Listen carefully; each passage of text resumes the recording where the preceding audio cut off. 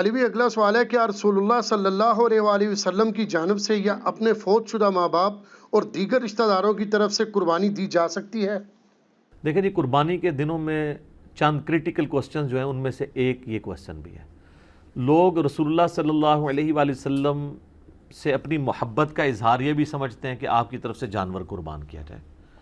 محبت کا اظہار تو اس میں تو کوئی بری چیز نہیں ہے، بلکہ یہ تو ہمارے ایمان کا حصہ ہے، لیکن وہ چیز مشروع بھی ہو۔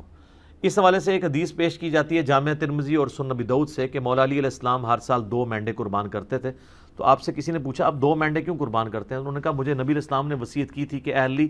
میرے بعد بھی تم نے 1 مینڈا میری طرف سے قربان کرنا ہے۔ تو ایک میں اپنا کرتا ہوں، ایک نبی علیہ السلام کی طرف سے کرتا ہوں۔ اب یہ روایت جو ہے نا جی، یہ کمزور ہے، اس میں شریک القاضی مدلس ہیں اور ان سے روایت کر رہے ہیں، سما کی تصریح نہیں ہے۔ امام ترمذی نے اس حدیث کو لیا ہے لیکن اس پہ جرا کوئی نہیں کیا ہے، لیکن ساتھ ہی انہوں نے عبداللہ بن مبارک کا قول نقل کیا ہے کہ میت کی طرف سے قربانی درست نہیں ہے، اور اگر کوئی قربانی کرے گا تو وہ صدقہ شمار ہوگی، جس طرح کہ میت کی طرف سے آپ صدقہ اور خیرات تو کر سکتے ہیں نا، میت کو تو ثواب پہنچتا ہے صدقہ اور خیرات کا۔ مسئلہ 74 میرا اصالہ ثواب کے اوپر ریکارڈڈ موجود ہے۔ اور پھر عبداللہ بن عمر فرماتے ہیں کہ جو میت کی طرف سے قربانی کی جائے گی نا، پھر وہ چونکہ صدقہ ہے میت کی طرف سے، وہ سارے کا سارا اللہ کی راہ میں خرچ کرنا ہوگا، اور پھر اس میں امپلائڈ ہے کہ پھر گائے میں حصہ نہیں ڈال سکتا، وہ پورا بکرا ہی میت کی طرف سے دینا ہوگا، اور بیسیکلی وہ قربانی نہیں ہو رہی ہوگی بلکہ وہ صدقہ ہو رہا ہوگا، اور وہ آپ خود نہیں کھا سکتے، اصالہ ثواب کے لیے ہو رہا ہوگا۔ باقی جو لوگ اب اس معاملے میں اجتہاداً کہتے ہیں کہ میت کی طرف سے قربانی ہو سکتی ہے اور نبی علیہ السلام کی طرف سے بھی ہو سکتی ہے، اس کی دلیل وہ پکڑتے ہیں وہ مسلم کی حدیث سے کہ نبی علیہ السلام نے جب چتکبرے مینڈے قربان کیے تو آپ نے الفاظ استعمال کیے، اللہم تقبل من محمد و آل محمد و امت محمد، کہ اے اللہ اسے قبول کر لے محمد صلی اللہ علیہ وآلہ وسلم کی طرف سے، ان کی آل کی طرف سے اور ان کی امت کی طرف سے۔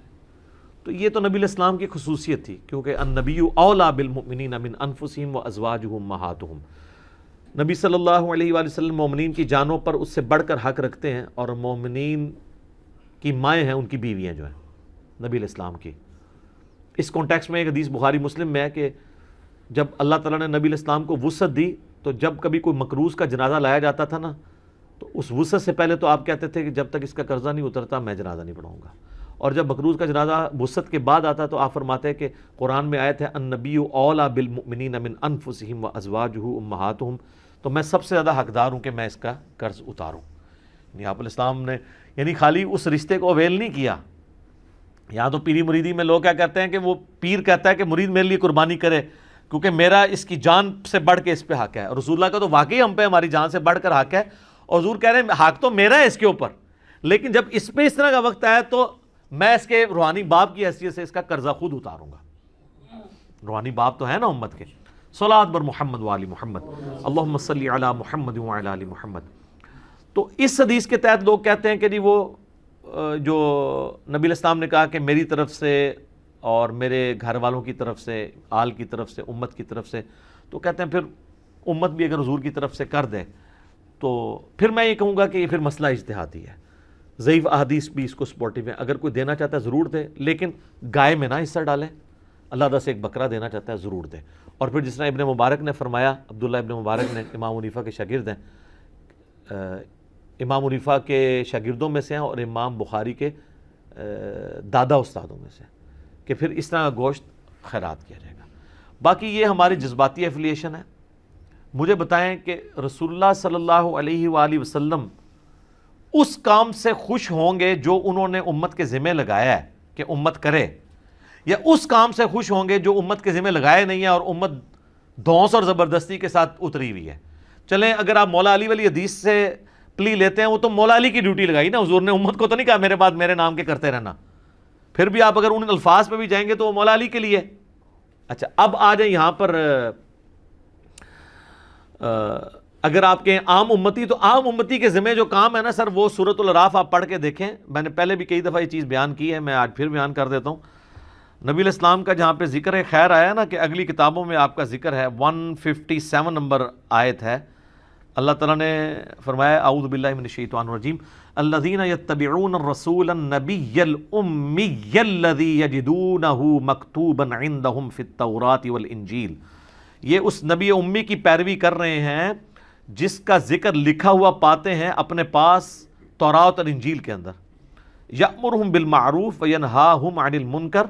جو کہ انہیں نیکی کا حکم دیتے ہیں، ان کو برائی سے روکتے ہیں، وَيُحِلُّ لَهُمُ الطَّيِّبَاتِ، اور حلال کر چیزیں ان پر پاکیزہ چیزیں حلال کرتے ہیں، وَيُحَرِّمُ عَلَيْهِمُ الْخَبَائِثَ، اور جو خبیث گندی چیزیں ہیں وہ ان پر حرام کرتے ہیں اللہ کے اذن سے، وَيَضَعُ عَنْهُمْ إِصْرَهُمْ، اور ان پر جو بوجھ تھا وہ ان سے دور کرتے ہیں۔ ظاہر شریعت کی پابندیاں بوجھ نہیں ہوتی ہیں، بلکہ شریعت کی وجہ سے جو خام خواہ کے بوجھ آپ پہ ڈلے ہوتے ہیں وہ اتر جاتے ہیں۔ والاغلال التي كانت عليهم، اور جو ان کے گردنوں میں توق پڑے تھے وہ ان سے دور کرتے ہیں۔ خام خواہ کے ایک ان کی روایتیں چل رہی تھیں، جس طرح یہاں بھی آپ دیکھ لیں، جو ایک اللہ کا ہوتا ہے وہ پھر کسی بابے سے نہیں ڈرتا، اور جو اللہ کا نہیں ہوتا وہ جو قبر دیکھتا ہے، جو جھنڈا دیکھتا ہے اس کے آگے، یہ ڈرائیوروں کو آپ دیکھیں نا، راستے میں جتنے مزار ہیں نا دور سے یوں کرتے جاتے ہیں، یہ ان کی گردنوں میں توق ہے نا، اتنے ڈرے ہوئے ہیں، دور دور سے یوں کر رہے ہوتے ہیں۔ تو نبی علیہ السلام نے سب جھوٹے خداؤں کو سائڈ پہ کر کے ایک خدا کا تعارف کروایا، اور ہم نے آپ کو سارے جھوٹے بابوں سے ہٹا کے رسول اللہ کے قدموں تک پہنچایا۔ ما ضل صاحبکم وما غوی صلی اللہ علیہ وآلہ وسلم۔ پھر اللہ تعالیٰ فرماتا ہے فالذین آمنوا بہ، پس جو لوگ ان پر ایمان لائے، وعزروہ ونصروہ، اور ان کی عزت کی اور ان کی مدد کی، واتبعوا النور الذی انزل معہ، اور پیروی کی اس نور کی یعنی قرآن کی جو ان کے ساتھ نازل ہوا، اولئک هم المفلحون، ایسے ہی لوگ ہیں جو فلاح پا گئے۔ تو اللہ تعالیٰ فرما رہا ہے کہ رسول اللہ صلی اللہ علیہ وآلہ وسلم کے ساتھ محبت کا تقاضا یہ ہے کہ آپ ان پر ایمان لاؤ، قرآن کی پیروی کرو، اور رسول اللہ کی اس کاز میں جس کاز کے لیے وہ دنیا میں آئے ان کی مدد کرو۔ آج بھی رسول اللہ کی آپ نے مدد کرنی ہے، یعنی ان کے دین کی مدد کرنی ہے۔ یہ یعنی رسول اللہ صلی اللہ علیہ وسلم ہمارے محتاج نہیں ہے، لیکن جو ایک روحانی باپ کی حیثیت سے ہم پر حق ہے ان کا، جو بخاری مسلم میں آپ نے یوم النہر کے خطبے میں بھی کہا ہے اور یوم عرفہ کے خطبے میں بھی، کہ کیا میں نے اللہ کا پیغام تم تک پہنچا دیا؟ سب نے کہا یا رسول اللہ پہنچا دیا۔ آپ نے فرمایا اب تمہاری ذمہ داری ہے کہ اس پیغام کو دوسرے لوگوں تک پہنچاؤ۔ پھر 3 دفعہ آپ نے گواہ بھی کیا، اللہم اشہد اللہم اشہد اللہم اشہد، اے اللہ گواہ رہنا، اے اللہ گواہ رہنا، گواہ رہنا، یہ لوگ مان رہے ہیں کہ میں نے پیغام پہنچا دیا۔ تو نبی علیہ السلام اس کو شہادت علی الناس کہتے ہیں، اللہ کے گواہ بن کے انسانیت کے اوپر کھڑا ہونا، ٹھیک ہے۔ تو یہ آپ کی ذمہ داری ہے۔ ہم لوگ یعنی اس ٹینشن میں پڑے ہوتے ہیں کہ میں نے حضور علیہ السلام کے نام کا بکرا کرنا ہے، ٹھیک ہے، یا کوئی شخص انگوٹھے چومنے کو محبت کا اظہار سمجھتا ہے۔ سر محبت کا اظہار اس کو آپ سمجھیں، میں اس کو فیل کر سکتا ہوں، میں ایک ادنا سا انسان ہوں، مجھے میرے ساتھ جو لوگ اٹیچ ہیں، میرے لیے کوئی کھڑا ہو جاتا ہے مجھے تو برا لگتا ہے، یا کوئی میرے لیے جھک جاتا ہے یا مجھے کوئی پروٹوکول دیتا ہے تو مجھے نہیں لگتا اچھا، نہیں لگتا مجھے اچھا وہ بندہ لگ رہا ہوتا ہے کہ جو ہم نے یہ دعوت توحید اور سنت کی دعوت بلند کی ہے اس کے لیے قربانیاں دے رہے ہیں۔ یہ میں اس چیز کو سمجھ سکتا ہوں، ایک چھوٹے سے لیول پہ کام کرنے والا، اور میں اس کو فورس ہی کر سکتا ہوں کہ وہ جو شخص ہماری اس دعوت میں ہمیں سپورٹ نہیں کر رہا اور صرف جو ہے وہ آگے پیچھے پھرنے کے چکروں میں ہے، تو مجھے تو وہ کوئی کچھ بھی کنٹریبیوٹ نہیں کر رہا۔ میرا بازو تو وہ بنا ہوا ہے کہ جو ہم کاز کے لیے اٹھے ہیں اس میں مجھے سپورٹ کرے، تو اس کو مجھے یہ کہنے کی ضرورت نہیں پڑے گی کہ علی بھائی میرے لیے دعا کریں، میرے اندر سے اس کے لیے دعائیں نکل رہی ہوں گی۔ سیدھی سی بات ہے۔ اب جو لوگ بھی سوشل میڈیا پہ ہماری اس دعوت کو عام کر رہے ہیں، میں نے کئی لوگوں کو دیکھا تک نہیں ہے، لیکن میرے دل سے دعا، کوئی اچھا کلپ کسی نے اچھا تھم نیل بنایا تو میں اس کے لیے دعا میرے دل سے نکلتی، یار یہ اس کاز میں ہمیں سپورٹ کر رہا ہے۔ تو رسول اللہ صلی اللہ علیہ وآلہ وسلم کے تو ذمہ اتنی بڑی ذمہ داری اللہ نے لگائی ہے، وَمَا أَرْسَلْنَاكَ إِلَّا كَافَّةً لِلنَّاسِ بَشِيرًا وَنَذِيرًا، پوری انسانیت کے لیے آپ کو ڈر سنانے والا اور خوشخبری سنانے والا بنا کے بھیجا گیا۔ تو آپ علیہ السلام کی تو خوشی اس میں ہوگی کہ آپ کے ہم میسج کو آگے لے کے چلیں، نہ کہ قربانی کے دنوں میں ہم اس چکر میں پڑ دیں کہ نبی علیہ السلام کے نام کا بکرا کرنا ہے نہیں کرنا۔ کئی لوگ تو ایسے ہیں جو کہتے ہیں ہمارے پاس ایک ہی بکرے کے پیسے تھے تو ہم نے نبی علیہ السلام کے نام کا کر دیا، اپنا کیا ہی نہیں ہے۔ یہ کون سی شریعت میں عمل ہو رہا ہے؟ تو رسول اللہ صلی اللہ علیہ وآلہ وسلم اس عمل سے خوش ہوں گے جو آپ چاہتے ہیں آپ سے۔ آپ کی عزت کا کوئی بھی معیار جو آپ نے رکھا ہے وہ قابل قبول ہوگا، اور جو آپ صلی اللہ علیہ وآلہ وسلم نے نہیں رکھا وہ مردود بھی ہو سکتا ہے، قابل قبول بھی ہو سکتا ہے، لیکن وہ تو ڈیفینیٹلی قابل قبول ہے جو آپ نے رکھا ہے۔ جامعہ ترمذی میں موجود ہے، ابو داؤد اور ابن ماجہ میں ڈیٹیل حدیث ہے، اور اس حدیث کے اندر شریک القاضی مدلس ہیں، لیکن سما کی تصریح سنن کبریٰ البیہقی میں موجود ہے کہ ایک صحابی قیس بن سعد کہتے ہیں میں کوفے کے پاس ہیرا نامی شہر میں گیا تو میں نے دیکھا لوگ اپنے سردار کو سجدہ کرتے ہیں، تو جب میں مدینہ سے واپس آیا تو میں نے حضور علیہ السلام کو سجدہ کیا، آپ نے فرمایا سر اٹھا، یہ کیا کر رہا ہے؟ جب میں فوت ہو جاؤں گا تم میری قبر سے گزرو گے تو کیا اس پہ بھی سجدہ کرو گے؟ ان کا نہیں یا رسول اللہ۔ تو آپ فرمایا پھر مجھے بھی سجدہ کیوں کر رہے ہو؟ اگر میں سجدہ جائز سمجھتا تو بیویوں سے کہتا اپنے خامدوں کو سجدہ کریں اس حق کے سبب جو اللہ نے ان کو دیا ہے۔ تو نبی صلی اللہ علیہ وآلہ وسلم نے اپنی عزت اور تعظیم کا وہ راستہ جو شرکی کیٹیگری میں فال کر سکتا تھا یا آپ کی تعلیمات کے خلاف تھا، اس کو سائڈ پہ کر کے آپ نے کہا یہ کام ہے کرنے کا۔ آپ دیکھیں کئی صحابہ ہیں جو حضور کی وفات کے وقت وہاں موجود نہیں تھے، وہ بڑی دردناک حدیث ہے۔ معاذ بن جبل کو جب حضور علیہ السلام نے یمن کا گورنر بنا کے بھیجا تو آپ جو ہے وہ گھوڑے کے ساتھ پیدل چل رہے تھے اور چھوڑنے ہیں، اور آپ نے پھر فرمایا تھا کہ ہو سکتا ہے معاذ اب اگلی دفعہ آؤ تو تم میری قبر پہ آؤ، تو انہوں نے کہا یا رسول اللہ میں تو میں آپ کا آخری دیدار بھی نہیں کر سکوں گا۔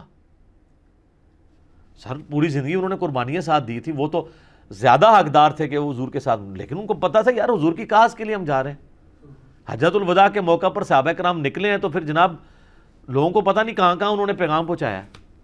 جو قادسیہ یرموک لڑنے کے لیے گئے ہیں وہ تو اپنی لائف کنکلوڈ کر کے گئے ہیں نا، کتنے لوگ شہید بھی ہو گئے وہاں پہ۔ تو یہ آپ حضور کے نام کے جانور دینے کی بجائے نا سر حضور کی کاز کے لیے آپ ان کی مدد کریں، جو اللہ تعالیٰ کی آپ سے ریکوائرمنٹ ہے، جو نبی علیہ السلام کی ریکوائرمنٹ ہے۔ جامعہ ترمذی ابو داؤد میں حدیث ہے، نبی علیہ السلام فرمایا اللہ اس کا چہرہ خوش و خرم رکھے جو ہماری حدیث سنے اور آگے لوگوں تک پہنچائے۔ حضور دعائیں دے کے گئے ہیں ان لوگوں کو جو آپ کا پیغام لوگوں تک پہنچا رہے ہیں، ٹھیک ہے۔ اور پھر حجۃ الوداع پہ آپ کی تلقین، پھر غدیر خم پہ آپ کی تلقین، قرآن اور اہل بیت، قرآن اور سنت، اور آگے پہنچاؤ آگے پہنچاؤ۔ کیوں؟ اس امت کی ذمہ داری ہے۔ یہ میں بار بار جو آپ کو کہہ رہا ہوں، آپ کو یہ بتایا جاتا ہے کہ اس امت کی فضیلت رسول اللہ کی وجہ سے ہے، حالانکہ اس کو ڈیپ ڈنگ کرے تو یہ اس امت کی فضیلت رسول اللہ صلی اللہ علیہ وآلہ وسلم کے خاتم النبیین ہونے کی وجہ سے ہے، کہ نبیوں والا کام جو پہلے نبی کرتے تھے، چونکہ آپ پوری کائنات کے لیے پیغمبر بنا کے بھیجے گئے ہیں، وہ آپ کے بعد چونکہ اب نبی کوئی نہیں آنا تو وہ کام آپ کی امت کو ٹرانسفر ہوا ہے۔ اس کام کے ٹرانسفر ہونے کی وجہ سے یہ امت افضل ہے، صرف چھڑا حضور علیہ السلام کا نام لگانے کی وجہ سے نہیں۔ اور اگر آپ یہ کہیں میرا اجتہاد ہے تو میں آپ کو قرآن کی آیت پیش کروں گا، کنتم خیر امۃ اخرجت للناس تأمرون بالمعروف وتنہون عن المنکر وتؤمنون باللہ، تم بہترین امت ہو جو لوگوں کے نفع کے لیے نکالے گئے ہو، لوگوں کو اللہ کی طرف بلاتے ہو، یعنی لوگوں کو نیکی کی طرف بلاتے ہو، برائی سے روکتے ہو، اور اللہ پر ایمان لاتے ہو۔ ایمان تیسرے نمبر پہ ذکر ہوا ہے کہ ایمان سچا اس کا ہے جو لوگوں کو اللہ کی طرف بلائے، نیکی کے کاموں کی طرف بلائے، برائی سے روکے۔ تو نبی علیہ السلام کا منصب تو یہ تھا، اور آپ کی مدد آپ نے اس طریقے سے کرنی ہے۔ یہ حضرت عیسیٰ علیہ السلام اپنے ساتھیوں سے جب کہہ رہے ہیں من انصاری اللہ، تو کوئی مطلب نعوذ باللہ من ذالک کو دنیاوی طور پہ کوئی فوڈ چین کھولنے کے لیے تو نہیں وہ کہہ رہے تھے، دین کے مدد کے لیے۔ تو حواری قال الحواریون نحن انصار اللہ، ہم جو ہیں وہ اللہ کے مددگار، اس کے دین کے مددگار ہیں۔ تو رسول اللہ کے نام کے بکرے قربان کرنے کی بجائے نا آپ دین میں ان کے لیے مدد کریں اور اس دین کے پیغام کو پہنچائیں، یہ ہے کام کرنے والا۔ تو باقی ساری چیزیں تو ثانوی ہیں، باقی آپ اصالہ ثواب کے اوپر مسئلہ 74 میرا دیکھ لیں، 10 لاکھ سے زیادہ لوگ وہ یوٹیوب پہ ویڈیو دیکھ چکے ہیں، بلکہ 1.2 یا 1.3 ملین کے قریب لوگ دیکھ چکے ہیں۔ اس میں نے اصالہ ثواب کی ساری شکلیں بیان کی ہیں، تو اس کیٹیگری میں یہ ضرور فال کرے گا۔ قربانی والا مسئلہ جو ہے وہ مختلف ہے، باقی وہ جو حدیثوں سے سہارا لیتے ہیں وہ روایتیں کمزور ہیں، اور پھر زیادہ سے زیادہ مولا علی کی خصوصیت ہوگی، اور باقی رہا رسول اللہ کا کہنا کہ محمد آل محمد اور امت محمد کی طرف سے قبول کر، تو یہ نبی علیہ السلام کی خصوصیت ہے۔ ورنہ تو آپ بھی جب پھر قربانی کریں تو آپ بھی کیا پھر یہ ساتھ کہیں گے کہ میری طرف سے، میرے گھر والوں کی طرف سے، رسول اللہ کی طرف سے اور پوری امت کی طرف سے قبول کر، لہٰذا پوری امت نے کرنے کی ضرورت ہی نہیں ہے، ٹھیک ہے، اس طرح تو نہیں ہے۔ تو اس جو خصوصیت والی چیز ہے اس کو اس طریقے سے دیکھنے کی ضرورت ہے، ٹھیک ہو گیا۔ جزاکم اللہ۔